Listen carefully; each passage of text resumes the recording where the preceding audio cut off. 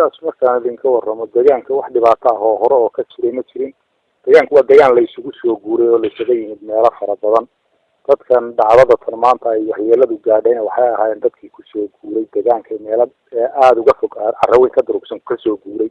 waxay isla qaateen dadka beeraha ee deegaanka degan iyo dadka soo guuray in la wada daaqo si nabadgelyo ana lagu wada daaqo mar haddii ay yihiin dad shacaba, dad muslima, dad walaala ay yihiin. sidaasaana lagu wada joogay. shalay waxaa dhacday wakti adigu barqadii ah in wiilal yar yar wax isgaarsiiyeen sida la sheegayo waxaasoo aan wax buuran oo hadeerta la sheegi karo ama colaad reebi kara iyo raad ahayn. annagoo marka maanta qoladayada deegaanku isu baxnay magaalada carraweyn degan culimo iyo codkar iyo dhalinyaro dhammaan aanu shir u baxnay sidii loo nabadgelin lahaa dadkaa la isagana wacyigelin lahaa ayaa waxaa soo galay magaalada annagoo markaa dibadda ka jira gaari dushu go-an tahay oo ciidan ka buuxo. gaarigu markaa anagu bidhaantiisu meel fog bay nooga muuqataa wuxuu yahayna maana garanayno. baabuur badan baa meesha marta. gaarigu maqaayadaha kamid a buu labada geesood iska taagay, dabadan rasaas buu ku furay.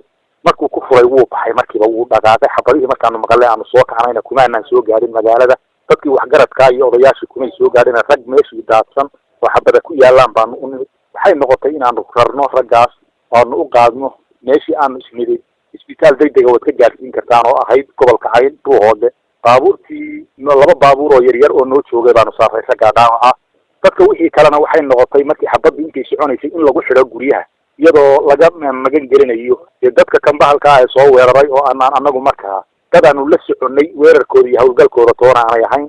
markaas dhacdada magaalada ka dhacday 3 nin baa ku dhaawacmay. markii hore nin ahaan dhaawiciiba u baxay. 2 ninna waxaan ku ognahay inay nool yihiin haddana magaalo lagu hayo gobolka Cayn lana rabo in la soo gudbiyo meesha isbitaal wanaagsan ugu dhow.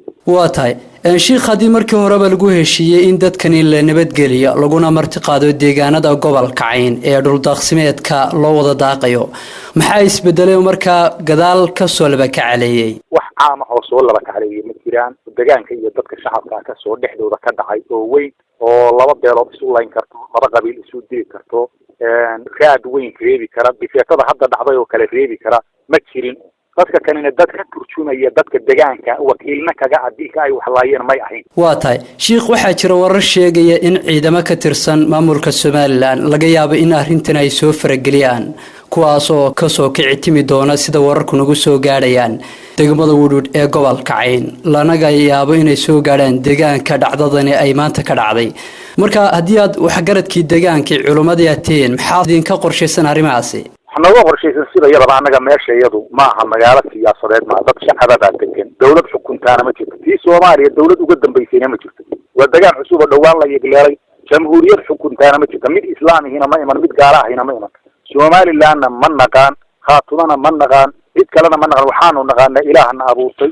dawlad Soomaaliyeed oo dhalata mooyaane ma naqaano dawlad kale inay jirto. kuwa Somaliland la sheegayana waxaan u naqaanaa dad bee reera ka yimid oo magac isu sheegay. hadday yimaadaan anagu ma nihin ummad u galaysa siyaasad ahaan ula dagaalamaysa. kuwa soo dhaweyn doonana ma nihin oo odhan doona kaalay carraweyn oo degaama wax ka qab. haddii ay yimaadaan waxaan u aragnaa dad jawr ku yimid, dad xal ku imanaya uma aragno. laakiin waxaanu leenahay ciddii waxyeeladu ay gaadhay odayaashooda iyo xuqaalkooda iyo codkarkooda dhammaantood waanu soo dhaweynaynaa sidii aan dhacdada uga wada hadli lahayn, meel la u saari lahayn. waa tahay marka xilligani maxaa idiin qorshaysan, maxaase ka yeeli doontaan dhacdadani maanta ka dhacday deegaanka Carraweyn? waxaanu ka yeeli doonaa wixii annaga nagaga aadanay abaarta yara xukuumaadka nagaga beegan haddii aanu nahay anagu dadka shacabka waxyeeladana aanaan geysan. markii horena dadka aanu marti gelinay, dadka kalena waxaanu leenahay walaaltinimaanu idiin haynaa iyo soo dhaweyn sidii markii horeba aanu idiin ballan qaadnay. kuwa waxyeeladu gaadhayna waxaanu u diraynaa tacsi.